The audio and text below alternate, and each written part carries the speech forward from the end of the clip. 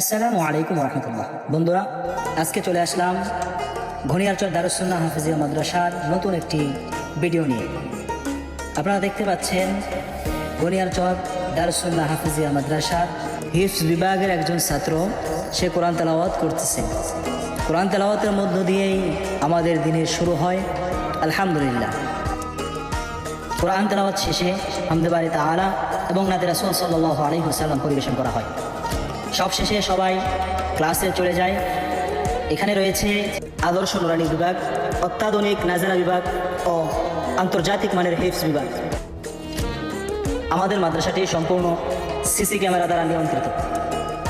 আলহামদুলিল্লাহ, আমাদের মাদ্রাসার উস্তাদগণ অত্যন্ত বিনয়ী এবং ছাত্রদেরকে লেখাপড়া শেখাতে পারদর্শী।